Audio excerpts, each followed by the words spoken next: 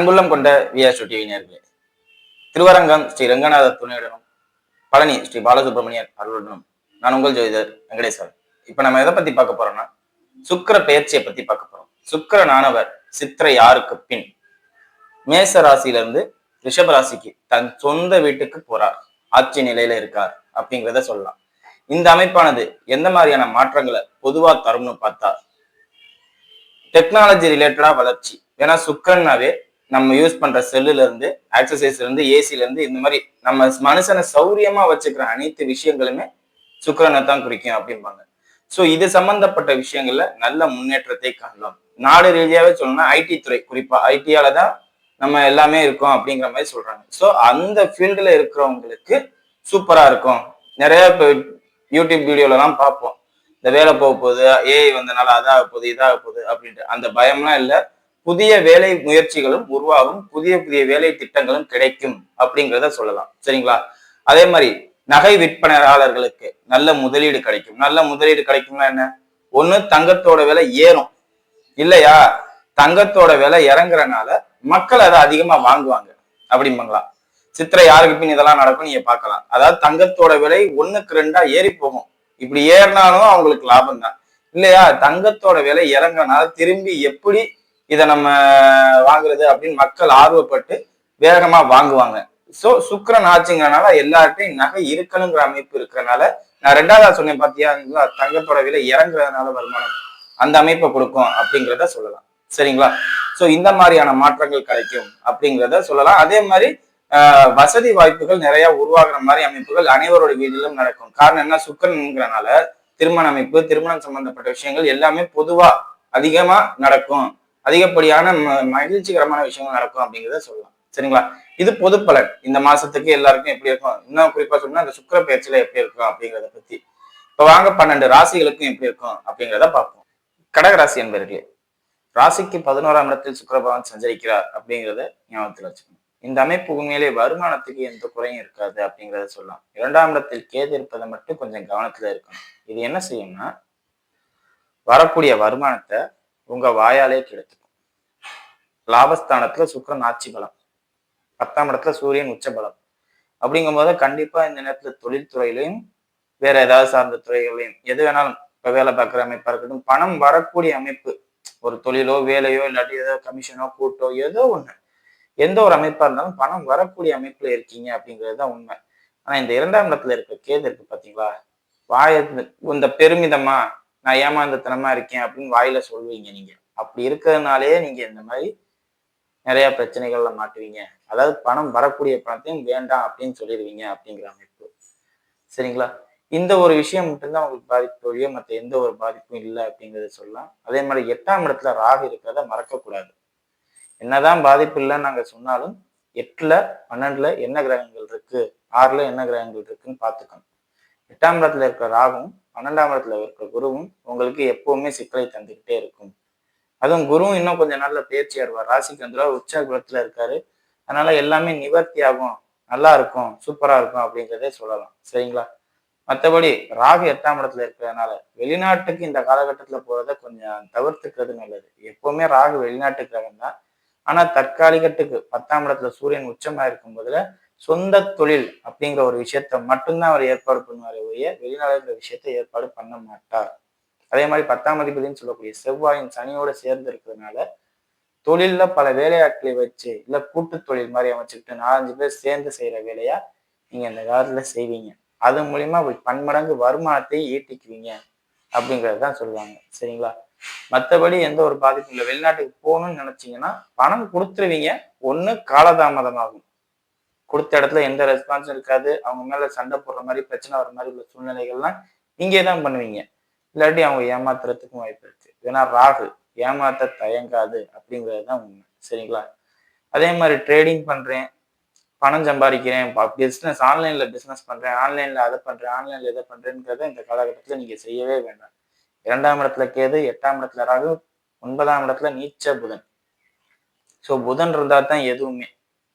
Online business பண்ணக்கூடியவர்களுக்கே இந்த காலகட்டத்துல அடி வாங்கும் அப்படிங்கிறது தான் உண்மை. ஆன்லைன் பிசினஸ் தான் என்ன, ஷேர் மார்க்கெட்டிங், ட்ரேடிங் இதெல்லாம் பண்ணிட்டு இருந்திருப்பாங்க. அதுல இந்த காலகட்டத்துல அடி செம்மையா விழுகும் அப்படிங்கிறது தான் உண்மை. கொஞ்சம் பார்த்து நிதானமா இருக்கிறது நல்லது. சுக்கிரன் ஆட்சி பலமா இருக்குன்னா சுக்கிரன் சார்ந்த நியாயமான அமைப்புகள்ல நல்லா இருக்கும். சுக்கிரன் சார்ந்த பாதிப்பு அமைப்புகள் நியாயமான விஷயங்கள்ல நல்லா இருக்கும். பாதிப்பு ஒரு அமைப்புகளும் இருக்கு. அதுக்கு புதனோட சம்பந்தப்பட்ட ஃபீல்டுக்குள்ள போனா அது பாதிக்கும் தான். எவ்வளவு ஆட்சி சுக்கிரனா இருந்தாலும் புதன் நீச்சமாயிருச்சு, சனி செவ்வாயோட சேர்ந்துருச்சு, தொழில்ல டாக்குமெண்ட்ஸால பிரச்சனை வந்துருச்சு, இல்ல ட்ரேடிங் இந்த மாதிரி புதன் ஆதிக்கத்துக்கு உட்பட்ட தொழில்ல இன்சைகள் வந்துருச்சுங்கிறது தான் அமைப்பு. ஸோ என்ன செய்யறோம் ஏது செய்யறோம் அப்படிங்கிறத பார்த்துக்கணுங்க. உடன் பிறந்த சகோதர சகோதரிகளிடம் வாக்குவாதம் சண்டை சச்சரவுகள் வேண்டாம். 3ஆம் இடத்தை சனி செவ்வாய் தொடர்பு கொள்றதும் நீச்ச புதன் பார்க்கறதும் அது உங்களுக்கு பாதிப்பை தரும் அப்படிங்கிறத சொல்லலாம். பூமி விற்பனை சம்பந்தப்பட்ட அமைப்பை பொறுத்தவரையும் டாக்குமெண்டால உங்களுக்கு பல பாதிப்புகள் இருக்கும். பூமி விற்பனை அப்படிங்கிற அமைப்பு வரும்போது டாக்குமெண்டால பாதிப்பு இருக்கும். அதெல்லாம் கொஞ்சம் பார்த்துக்கங்க. தாயாருக்கு எலும்பு பல் சம்பந்தப்பட்ட அமைப்புகள், பிரஷர் சம்பந்தப்பட்ட அமைப்புகள், தோல் சம்பந்தப்பட்ட வியாதி அமைப்பு இதெல்லாம் கொஞ்சம் பார்த்துக்கோங்க. ஏன்னா 12ஆம் அதிபதி 4க்கு 12ஆம் அதிபதி நீச்சம் பெற்று இத்தனை கிரகங்களோட பார்வையில இருக்காருங்கும் போதுல இந்த மாதிரி சூழ்நிலைகள்ல நான் பணம் செலவு பண்ணணும் அப்படிங்கிற அமைப்பை கொடுக்கும். அதனால இதெல்லாம் கவனம் தேவை. சரிங்களா? தந்தையின் உடல்நலமும் கொஞ்சம் கவனமா பார்த்துக்கிறது நல்லது. ஏன்னா 9ஆம் இடத்துலதான் இத்தனை கிரகங்களும் இருக்காங்க. சரிங்களா? அதெல்லாம் பார்த்து நிதானம் பண்ணிக்கோங்க. சுக்கிரன் நல்லதே செய்யும் அப்படிங்கிறத சொல்லலாம். சரிங்களா? வாங்க நட்சத்திர ரீதியான பலன்களை பார்ப்போம். புனர்பூச நட்சத்திரக்காரர்கள். புனர்பூச நட்சத்திரக்காரர்களை பொறுத்தவரை நட்சத்திராதிபதினு சொல்லக்கூடிய குரு 12ல. அப்ப என்ன பண்ணணும்? முடிஞ்ச அளவுக்கு யார் நம்மள்ட்ட சண்டை போட்டுக்கிட்டாலும் அமைதியா இருக்க கத்துக்கணும். அதிகப்படியா எங்க சண்டை வரும்? ஒண்ணு அப்பாவால சண்டை வரும், இல்ல பூமி சம்பந்தப்பட்ட அமைப்பால பிரச்சனை வரும். ஏன்னா 9ல சனி செவ்வாய் இல்லையா? சுக்கிரன் ஆட்சி பலத்துல இருக்கிறதுனால எனக்கு அதிகமா தரல, இல்ல எனக்கு நிறைவா இல்ல, எனக்கு மதிப்பா இல்ல அப்படிங்கிற ஒரு பேரை வச்சு சண்டை போடுவீங்க. இந்த காலகட்டத்துல நமக்கு சுக்கிரன் ஆட்சியாலதான் நமக்கு எல்லாமே கிடைக்குது. ஆனா அதுலயுமே எனக்கு பெருசா இல்ல, மதிப்பா இல்ல, கௌரவமா இல்ல நீங்க பண்ணீங்கன்னா அது பின்னாடி பெரிய இடைஞ்சல்களையும் சிக்கல்களையும் தரும் அப்படிங்கிறத சொல்லலாம். கிடைச்சது லாபம் அப்படின்ட்டு போறது நல்லது. சரிங்களா? மற்றபடி பெரிய லெவல்ல பாதிப்பு இல்லை. கேது 2ஆம் இடத்துல இருக்கிறதுனால உங்களுக்கு சிக்கன் பாக்ஸ், அம்மை சம்பந்தப்பட்ட நோய், குறிப்பா உடல் உஷ்ணமாகக்கூடிய நோய் வர்றதுக்கு வாய்ப்பு அதிகம். அதனால உடம்ப கவனமா பார்த்துக்கோங்க. உடல் பருமனா இருக்கிறவங்களுக்குலாம் நார்மலாவே பாடி ஹீட் ஆயிரும் ஈஸியா. ஸோ கொஞ்சம் உடல் அசைவு கொடுக்கறது நல்லது அப்படிங்கிறத சொல்லலாம். சரிங்களா? மற்றபடி எந்த ஒரு பெரிய பாதிப்பும் இல்லை. எல்லா விஷயங்களும் நல்லா இருக்கும். எலும்பு பல் சம்பந்தப்பட்ட அமைப்புகள்ல மருத்துவ செலவு நீங்களும் பண்ற மாதிரி இருக்கும். ஹீட் அதிகறனால வர பிரச்சனைகளுக்கு மருத்துவ செலவு பண்ற மாதிரி இருக்கும். அதே மாதிரி வேலையாட்கள் இந்த நேரத்துல நல்லா சுறுசுறுப்பா இயங்கி உங்களுக்கு சம்பாரிச்சு கொடுப்பாங்க அப்படிங்கிறதையும் சொல்லலாம்.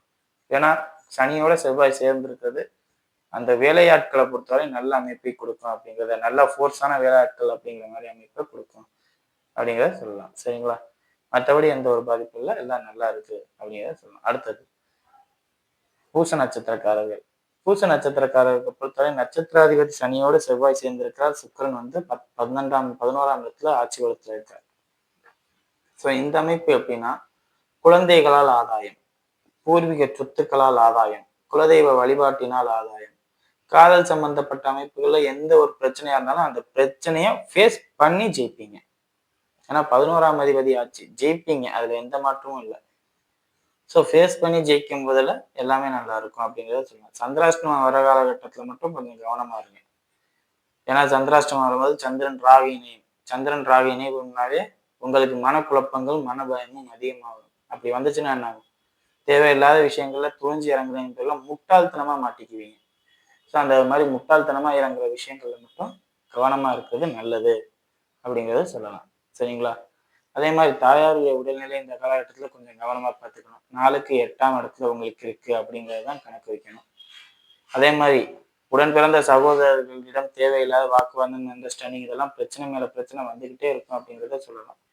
டாக்குமெண்ட்ஸாலையும் பல பிரச்சனைகள் வரும்.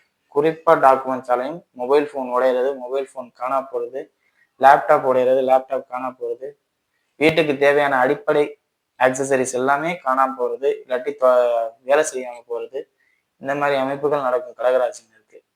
ஸோ இதை மட்டும் பார்த்துக்கங்க. சிறு சிறு பயணங்கள் பண்ற மாதிரி அடிக்கடி சூழ்நிலை அந்த பயணங்கள்லாம் தவிர்த்துக்கிறது நல்லது. ஏன்னா அந்த பயணங்களாலே உங்களுக்கு பல பிரச்சனைகள் வரும் அப்படிங்கிறத சொல்லலாம். ஸோ பயணங்களை தவிர்ப்பது உங்களுக்கு எல்லா வகையிலும் ஏற்றத்தை தரும் அப்படிங்கிறத சொல்லலாம். சரிங்களா? திருமணம் ஆகாதவர்களாக இருக்கும் பட்சத்தில் திருமண அமைப்பை இந்த காலகட்டத்தில் தள்ளி போடுறது சிறப்பு.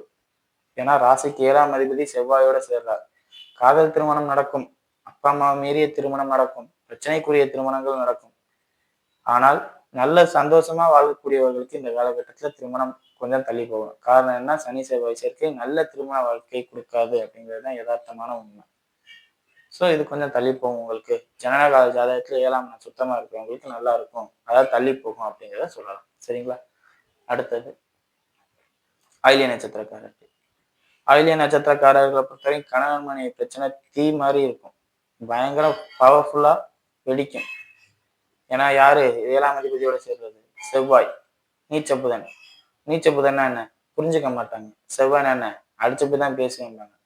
எங்க ஒரு இடத்துல புரிதல், ஆத்திரக்காரனுக்கு புத்தி மட்டும்பாங்கல்ல, அந்த மாதிரி நடக்கும். புரிதல் இருக்காது, கோவம் மட்டும் இருக்கும். கணவனாக இருந்தாலும் சரி, மனைவியாக இருந்தாலும் சரி, அவங்களுக்கு ஃபோர்ஸ் அதிகமா இருக்கும். முடிஞ்ச அளவுக்கு அந்த வேகத்தை தனிச்சுக்க பாருங்க.